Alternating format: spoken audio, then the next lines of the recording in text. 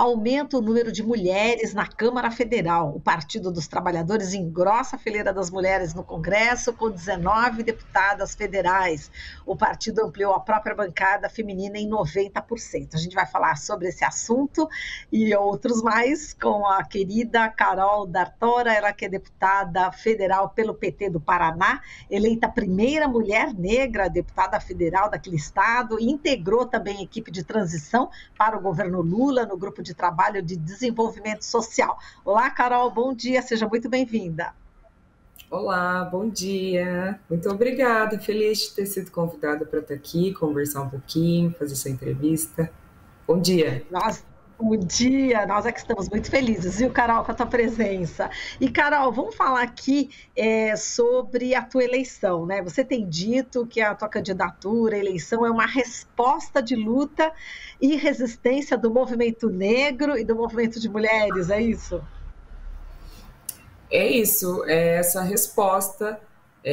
Somos 9 mulheres na Câmara Federal agora, num universo de 513 deputados. Então, isso fala dessa luta, dessa trajetória gigante e histórica que as mulheres negras vêm fazendo para estarem representadas nos espaços institucionais. Então, com certeza, é essa luta ancestral e essa denúncia que a gente vem fazendo há muito tempo de que existe essa subrepresentação no Brasil e que ela precisa ser superada em todos os espaços.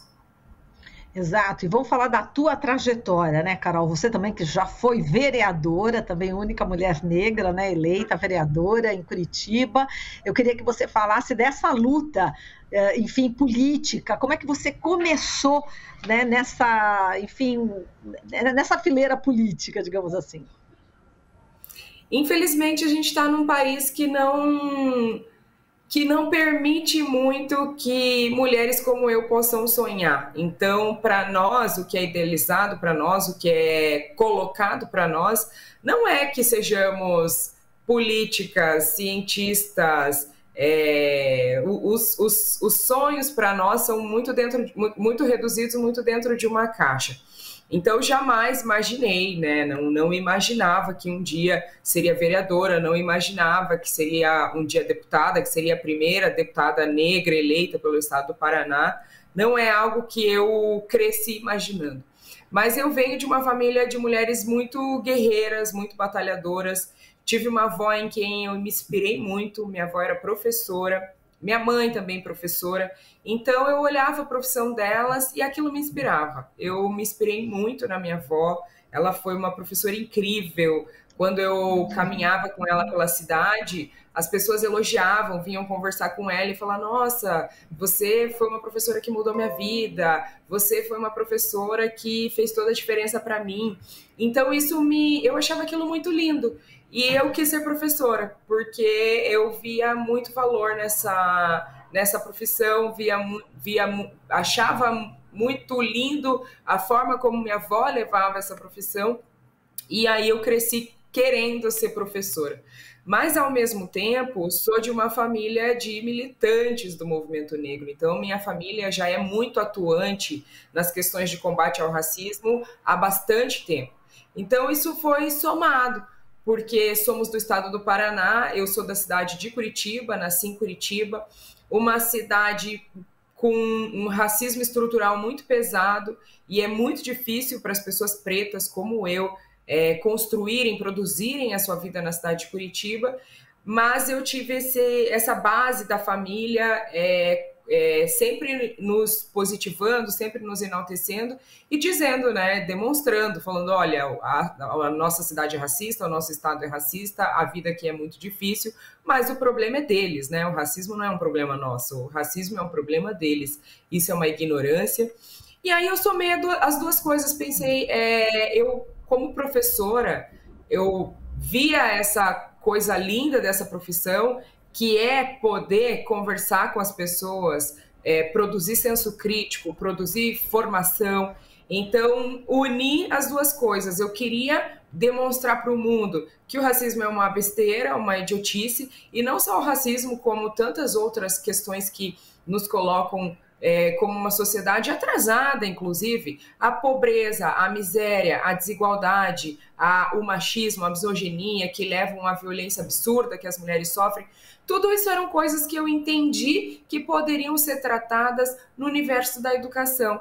Então, eu somei a professora com a militante e foi assim que a vida me levou para esse lugar de ter sido eleita a primeira vereadora negra em Curitiba e agora a primeira mulher negra eleita deputada estadual do Paraná, né? E costumo dizer que sou uma educadora na política. O meu ofício é a educação, eu sou professora e acredito que esse é o ofício que tem poder de transformar o Brasil.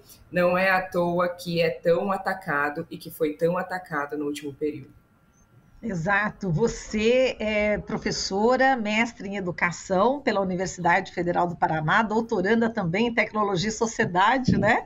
Historiadora, enfim, sindicalista também, né? Queria que você falasse também dessa tua luta, né? No sindicato também dos trabalhadores em educação pública do Paraná.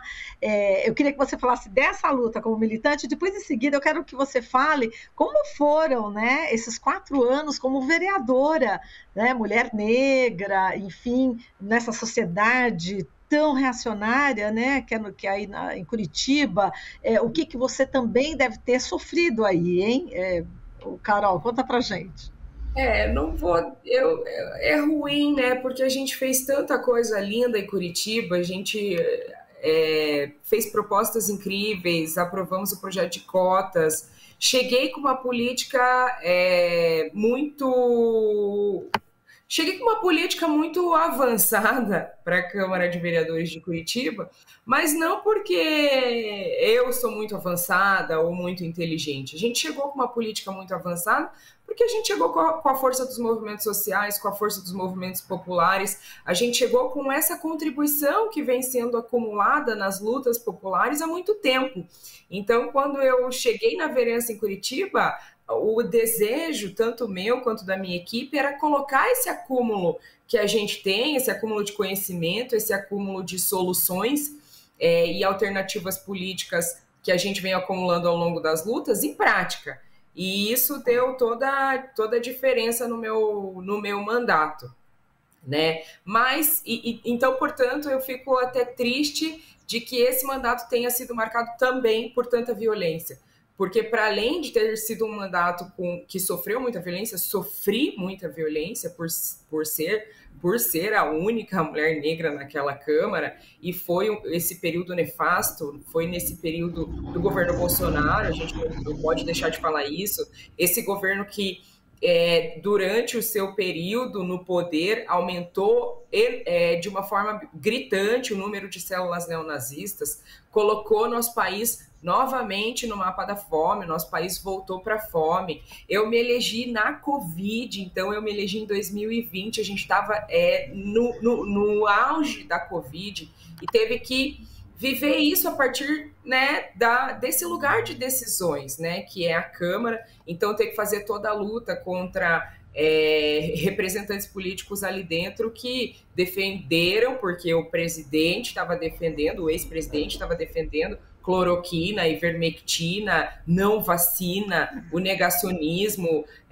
Então, fazer esses embates foi muito duro e fazer esses embates como uma mulher negra foi mais difícil ainda, porque é aquela coisa de ter que provar competência o dobro, isso está colocado para as mulheres, nós continuamos tendo mais anos de estudo que os homens e ganhando os menores salários, não estando nos espaços de liderança. E o que eu vejo que é o mais triste hoje nessa minha trajetória e no que eu venho fazendo, não ter palavra de autoridade. Os homens, eles podem sair, sabe Deus lá de onde, e tudo que eles falam, a sociedade automaticamente, se for um homem, cabeça branca, acima de 40 anos, automaticamente, sem que ele precise provar nada, a sociedade lhe dá razão muito facilmente. Então, para uma mulher, já é difícil ter uma palavra de autoridade, já é uma batalha conquistar esse lugar. Uma mulher negra, então, né? Acho até hoje, né?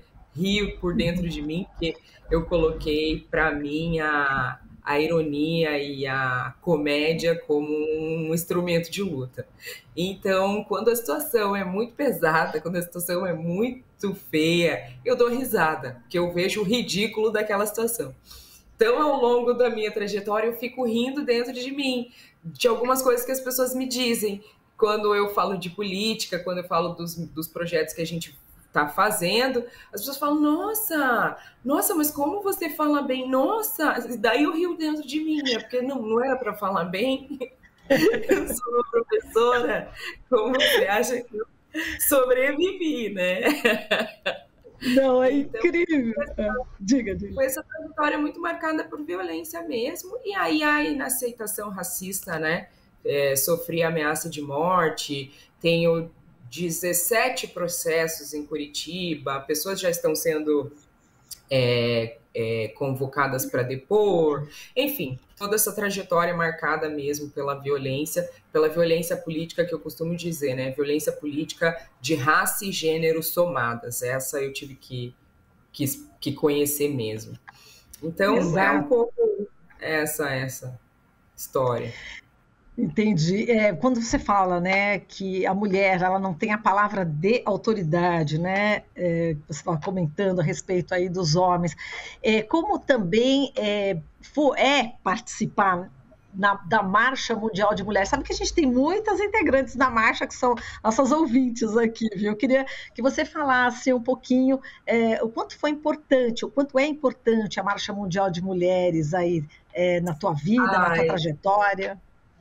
que legal, e que legal ver essa pergunta. Olha, eu já fiz muitas entrevistas e as pessoas não me perguntaram especificamente da marcha, mas vou aqui retomar porque eu não te respondi sobre o sindicato, né? Então, eu sou do Verdade. Sindicato das Trabalhadoras da Educação do Paraná. É um sindicato enorme, um sindicato muito grande, com uma base espalhada por todo o estado. São 27 núcleos no estado do Paraná, é muito enraizado e também é uma escola de luta. Então, quando eu fui para a sala de aula e comecei a dar aula, uma colega me convidou para me sindicalizar. E eu já, militante, toda sonhadora de querer transformar o mundo, falei com certeza, né? Porque eu quero transformar o mundo a partir da sala de aula, mas eu quero transformar as minhas condições de vida, né? Estava vivendo aquela realidade de muitas horas de trabalho, que é a realidade das trabalhadoras da educação, muitas horas de trabalho, carreira estagnada, falta de concurso público, eu, professora em contrato temporário, quero ir para o serviço público, tinha esse sonho, e nada de sair concurso, então quando essa colega me convidou, eu falei, agora, mais essa luta aí, essa aí eu também tenho que fazer.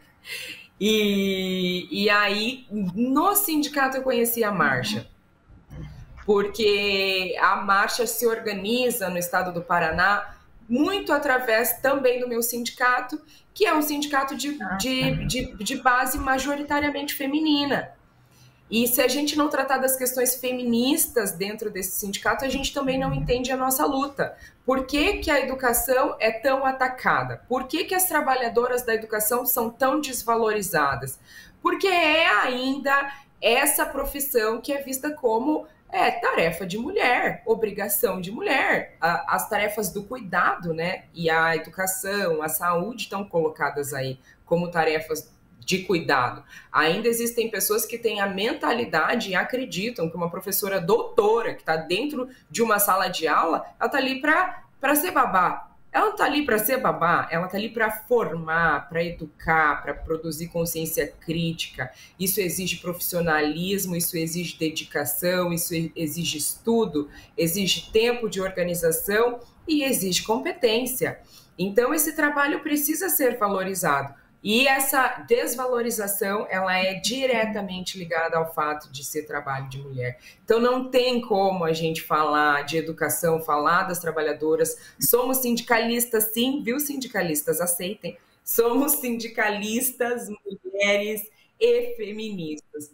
E foi dentro do sindicalismo, esse sindicalismo interseccional, que é a interseccionalidade, essa capacidade de pensar gênero, raça e classe, foi dentro desse sindicalismo esse sindicalismo interseccional que eu conheci a Marcha Mundial das Mulheres, o que para mim foi assim algo que deu um diferencial também muito grande, porque muita coisa que eu vivia, e por vir dessa família que, como falei, é do movimento negro, eu pensava que era por ser negra. Muita coisa que eu vivi, primeiro por ser negra, depois por ser pobre. Então, o que eu estou sofrendo aqui, as barreiras, as dificuldades, é porque eu sou uma pessoa negra, depois porque eu sou uma pessoa da classe trabalhadora, então venho de uma família pobre, são dificuldades econômicas, mas o feminismo, a Marcha Mundial, me mostrou que existia também, organizando todas essas dificuldades, a questão de gênero. E isso veio muito forte para a minha vida, e aí eu me aprofundei mesmo, né? Entendi, junto com a Marcha Mundial de Mulheres, essa desigualdade de gênero, e me aprofundei no feminismo interseccional, que é esse feminismo que vai considerar gênero, raça e classe. Certo. Agora, Carol, vamos falar dos desafios como deputada federal, né? A gente tem várias mulheres também, igualmente inteligentes, fortes como você, inclusive no próprio Partido dos Trabalhadores, né? E como é que você, enfim, já está sentindo a tensão ali em Brasília, né? Quais são aí os principais desafios, na sua opinião? Você que também participou aí da parte, né, do governo, dessa transição do governo Lula. São muitos desafios ali, né? São muitos, trazendo um pouco, né? Participei do GT de transição, especialmente no desenvolvimento social e combate à fome, que agora é ministério, e que está com esse país herdeiro de uma política, de uma necropolítica. Então, o que o Bolsonaro fez foi uma política de morte, uma negação absoluta daqueles que compõem esse país, que são povos indígenas, povos originários, população negra, mulheres, pessoas pobres, todos esses foram desconsiderados. Não houve política social praticamente no governo Bolsonaro, o que realmente promoveu um empobrecimento, promoveu uma volta da miséria extrema, absoluta e da fome para o nosso país. Então, a fome é esse grande carro-chefe, né? E a gente está vendo, por exemplo, o que está acontecendo com os povos Yanomamis, e esse é o símbolo, essa ficou sendo a grande marca desse último período. Quais são as dificuldades dentro da Câmara de Deputados? Para mim, que vim de uma Câmara muito pequena, lá em Curitiba, éramos 38 vereadores, apenas 8 mulheres e apenas 3 de esquerda, apenas 3 do Partido dos Trabalhadores. Então, era tudo muito difícil, tudo muito travado. Agora, eu venho para uma bancada de mulheres potentes, experientes, que tem a sensibilidade de entender muito do que eu estou dizendo. Então, ao mesmo tempo que o desafio se torna maior, é muito grande, e a gente tem muito por fazer e recuperar para o nosso país, ao mesmo tempo eu não me sinto sozinha. E realmente é algo que está me trazendo muita alegria, porque passei muito sozinha, né? Passei por um período de estar muito sozinha, de estar falando coisas muito sozinha, de ter uma voz muito sozinha. Agora eu me sinto muito acolhida. Já temos a bancada de mulheres, já conseguimos fazer movimentos importantes, como, por exemplo, fazer um movimento para que a gente tivesse uma representação de mulher na mesa diretora da Câmara, porque os homens não pensaram nisso, né? Então, a Maria do Rosário, uma companheira, assim, experiente, maravilhosa, uma guerreira na luta pelos direitos humanos, e, enfim, tantas lutas, né? Na luta das mulheres. A gente conseguiu garantir a presença dela na mesa diretora e outras políticas, né? Como, por exemplo, agora a união que a gente tem que fazer para demonstrar que, sim, esse país, todos os debates, os grandes debates são os debates econômicos. Né? Os grandes debates são os debates sobre a taxa de juros, o debate sobre o Banco Central, sobre a taxa, né, de juros e a necessidade urgente que o nosso país tem de fazer reforma tributária. Então, esses são os grandes temas. Mas nesses grandes temas, a gente precisa ter esse olhar interseccional. porque senão a gente não promove as transformações que precisa fazer mesmo e que tem o potencial de mudar o nosso país. E aí é onde eu digo que vem a importância desse nosso olhar e a importância da nossa presença, onde essas discussões estão sendo feitas. Porque se a gente olhar a reforma tributária a partir de um viés, a gente não consegue perceber que, por exemplo, a reforma tributária é muito mais importante para as mulheres negras do que para qualquer outro sujeito dessa sociedade. Porque são as mulheres negras as que mais pagam impostos, por incrível que pareça. Porque como o imposto no nosso país é sobre o consumo, são elas que mais consomem no mercado, por exemplo, que consomem lá o pacote de arroz, a cesta básica, a roupa para criança, o uniforme para a escola. Então, a gente tem uma pirâmide invertida.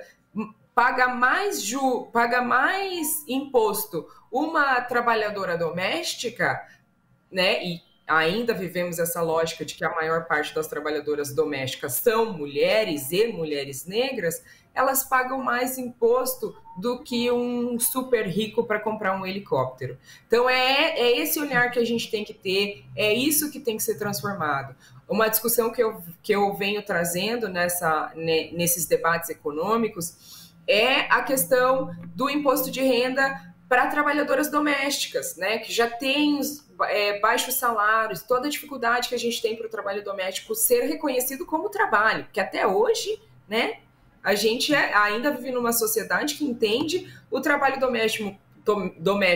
doméstico como uma extensão da escravização. Então, é a mulher negra que está fazendo, é quase uma escravizada. Ou coisa de mulher, então, o homem ainda não se ocupa com o trabalho doméstico. Essa é a razão da desvalorização desse trabalho.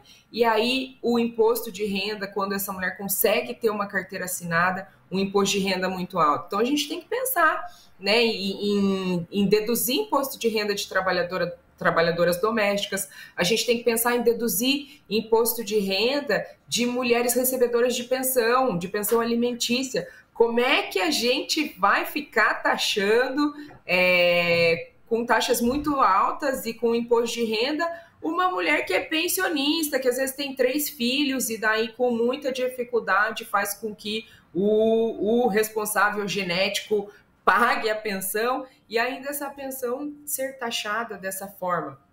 Então, o debate econômico, o debate da reforma tributária, o debate fiscal, o debate de dedução de imposto de renda, ele é urgentemente um debate para nós, mulheres. Mulheres, peguem essa pauta, abracem, saiam aí olhando para as figuras políticas em quem vocês votaram e vamos fazer esse debate, porque esse debate pode mudar a nossa vida. Maravilha, Carol, olha, você estava falando aqui, meu coração bateu mais forte, eu estava sentindo aqui o ritmo do coração, que eu sou filha de empregada doméstica, que já faleceu, uma pena, mamãe, mas, enfim, tem toda uma história, então acho que tem muita gente que deve ter tocado um coração, assim como o meu, tocado forte nas suas palavras, viu, Carol? E a gente te agradece demais, viu, por essa representatividade de você agora no Congresso, e parabéns por sua luta e por toda a tua história, toda a tua trajetória. Eu espero contar com você mais vezes aqui no jornal, viu, Carol? Com certeza. Fiquei muito feliz pela entrevista, muito obrigada pelo convite. Pode contar, sempre que eu puder, a gente vem aí atualizar os temas. Tá ótimo, querida. Olha, muito obrigada. Um forte abraço para você, para todas as mulheres da tua família, viu? Parabéns mesmo por ter, né, tido essa formação toda, viu? Parabéns, minha querida. Um beijo para você. A gente conversou aqui com a Carol D'Artora, ela que é deputada federal pelo PT do Paraná. Você acabou de ouvir Jornal Brasil Atual. Movimentos sociais, política, direitos humanos, economia, mundo do trabalho, cultura e prestação de serviço. Jornal Brasil Atual. As notícias que os outros não dão.